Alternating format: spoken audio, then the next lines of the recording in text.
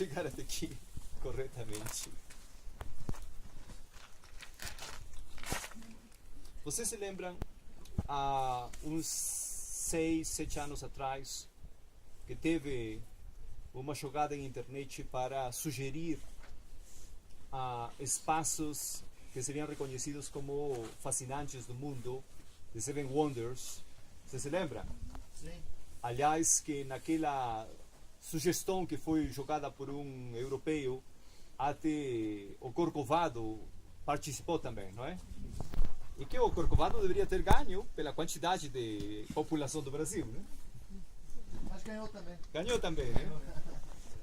E um detalhe interessante que os egípcios, eles decidiram sair dessa armação criada em internet, porque quem que iria questionar que a grande pirâmide não fosse uma maravilha? Uma bobagem, não é? Alguém pretender que porque tem um movimento em internet argumentar que a grande pirâmide não é uma maravilha. Da mesma forma, pretender argumentar que Machu Picchu não é uma maravilha é um grande erro, um grande engano. Machu Picchu é uma maravilha em competição, fora de competição, como vocês quiserem.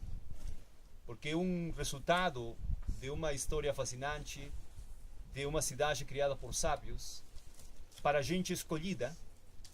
E hoje, quem chega aqui, aqueles que têm documento, ticket de trem, ticket de ônibus, ingresso a Machu Picchu, pronto. No tempo antigo eram só pessoas escolhidas. Só gente que tinha uma preparação para poder chegar nessa cidade. E hoje não é o caso. Mas claro, vocês representam um pouco essa síntese, esse povo escolhido para retornar nessa cidade.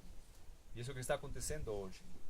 Entre todas essas pessoas que vocês viram hoje pela manhã ingressarem, dificilmente serão achadas pessoas ou uma turma que esteja fazendo um trabalho de união, de terapia, de cura. Dificilmente. Porque justamente a cidade e os centros de poder foram criados para pessoas escolhidas. E se lembrem, ontem, quando a gente fez alguns momentos de conexão, éramos só nós. Não tinha mais gente. E aqui, alguns curiosos chegarão e olharão e falarão: nossa, que engraçado, uma turma de lilás. A gente teria que explicar esse raio violeta e essa força desse raio e ademais do trabalho energético que envolve esse raio através dos ensinamentos do mestre Johnny e dos outros mestres que iniciaram a corrente do Reiki, que hoje se espalhou no mundo e, aliás, na Europa, em alguns hospitais, virou até tratamento oficial, não é? Na Espanha, outros países. E ontem eu fiquei interessado em uma notícia que a medicina está descobrindo, de que ficar zangado pode te atrapalhar na vida. Então, mas virou oficial, tá? Falou: nossa, foi descoberto que você fica mais zangado, se prepare para ficar mais doente. Que bom que eles descobriram isso. Então, interessante, não? E todas essas mensagens, e aliás, o Johnny, ele algumas vezes lança a mensagem que fala: só por hoje eu ficarei feliz. Como é que é o negócio? Não sentirei raiva. Só por hoje não sentirei raiva. Só que isso ali é uma multiplicidade, porque cada vez que você lê, é hoje, é aqui, agora, né? Então é interessante que, mesmo que isso ali seja um fato, de que nós, ao estar zangados, nos complica a vida, mesmo que seja assim, tem muita gente no mundo que se esforça por ficar chateado. Então, isso ali complica a vida mesmo. Né? E para isso ali eu gostaria de contar uma história para entender a dinâmica daqueles grandes criadores dessa riqueza, desta cidade cristal de Machu Picchu.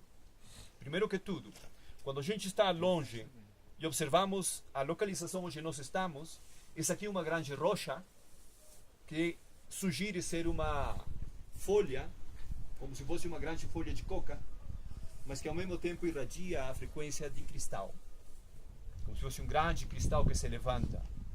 E isso aqui é um espaço que foi preservado pelos sábios, onde sacerdotisas elas receberiam os peregrinos escolhidos e, aliás, preparariam as energias antes de ingressar na cidade sagrada. Isso ali que nós estamos fazendo agora, refazendo. Nos preparar antes de ingressar na cidade sagrada. Mas o turista comum, ele ingressa, foto, ingressa, caminha, se cansa, fica com fome e vai embora. Tá? Que não é o caso nosso, que nós vamos ter a oportunidade de reconhecer algumas coisas que nós mesmos criamos, construímos, e que estamos justamente aqui para renovar, estamos retornando para reconhecer a nossa casa. Tem gente que desde o primeiro dia chega e fala, nossa, as emoções começam a se manifestar. É um reconhecimento. São essas pessoas escolhidas que hoje estão retornando. Então, essa trilha onde estão indo as pessoas que vocês estão vendo, ela leva até um espaço que é chamado de Porta do Sol, o Portal do Sol, que é um nome novo, tá? Mas tudo bem, Intipunco, esse ali. Só que por essa mesma trilha, parte de peregrinos no tempo ancestral chegavam. E antes de ingressar na cidade, tinha que parar aqui. Escavações determinaram de que em alguns desses espaços, objetos cerimoniais que pertenciam a sacerdotisas eram utilizados. É por isso ali que nós temos uma informação um pouco mais completa daquele espaço de sacerdotisas, né? Filhas da Pachamama, que preparavam as pessoas nas altas frequências para ingressar na cidade cristã. Essa cidade foi proposta em uma forma magistral, mágica, cheia de sabedoria, de engenharia, de técnicas, para criar um espaço onde a maior parte de pessoas que chegam aqui, sendo pessoas comuns ou pessoas preparadas no espírito, elas vão sentir uma sintonia, um chamado, vão sentir uma integração, um convite de ficar calmo, sereno e em harmonia. E por quê? Porque isso aqui virou um prototipo, um modelo, onde os sábios eles visionaram como que a gente gostaria de viver. Pela quantidade de espaços que poderiam ser utilizados como moradia ou para ficar, que calcula-se mais ou menos em 200, a gente poderia ter uma multiplicação pela quantidade de espaços por 3 ou por 4, para determinar que talvez a população poderia chegar a uns 800 pessoas, 1000 pessoas, um pouquinho mais, um pouquinho menos, tanto faz. Só que isso ali seria um prototipo de uma comunidade ideal para viver bem. E hoje nossas cidades têm se multiplicado a tal ponto que nós precisamos nos impor frente à natureza, e ao nos impor frente à natureza terminamos arrasando. Aquilo que foi mágico nos nossos ancestrais é que qualquer grande construção como Machu Picchu não nos questiona, não nos machuca, ao contrário, nos convida a ficar em harmonia. Então isso é uma visão de mestres, realmente, como você vai se sentir bem. Você gostou, não gostou? E quando vocês, mais tarde, a gente vai caminhar na cidade, vamos ver que tem uma construção, você caminha 1 metro e tem um balcão. Não só um, tem um monte de balcões. Por que você vai ter um balcão? E como lá em casa, vocês têm a varanda, tem o jardim, e tem uma infraestrutura que vocês gostariam de aproveitar.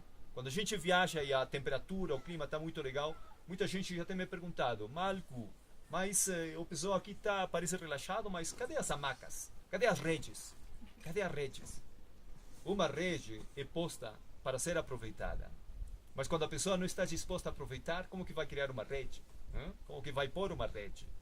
Lá no Brasil é famoso, no litoral, em muitas casas. Aliás, até de brincadeira, já criou redes, porque ninguém se preocupa mais, porque tem que estar ali. Porque vocês vão se permitir desfrutar, usufruir desses espaços para se relaxar, crescer também.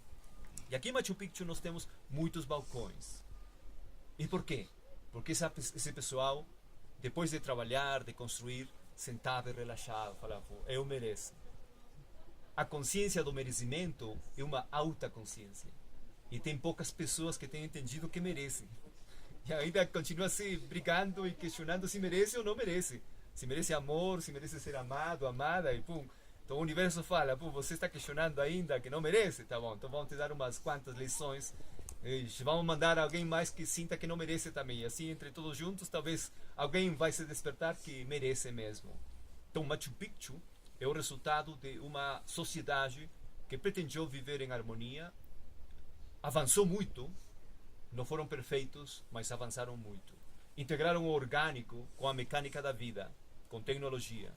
E hoje nós temos isso aqui como resultado, e que atrai muita gente porque é normal, as pessoas gostam de ver coisas belas. E Machu Picchu é fascinante, querendo ou não. Outra riqueza de Machu Picchu é que ao a igreja daquela época não chegar aqui, a gente não é obrigado a pagar o ingresso ao Vaticano. E ao não ter a presença da igreja aqui na cidade, a cidade não foi destruída. Porque em todos os locais que a igreja chegou, arrasou. Como aqui ninguém descobriu, ninguém sabia que existia a cidade, se preservou.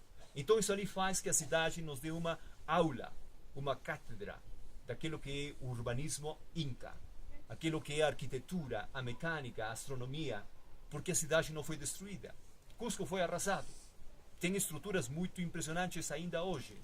Só que aqui, como não meteram as mãos, então a cidade se preservou. E isso ali, para os especialistas, é uma fonte riquíssima de nossa história.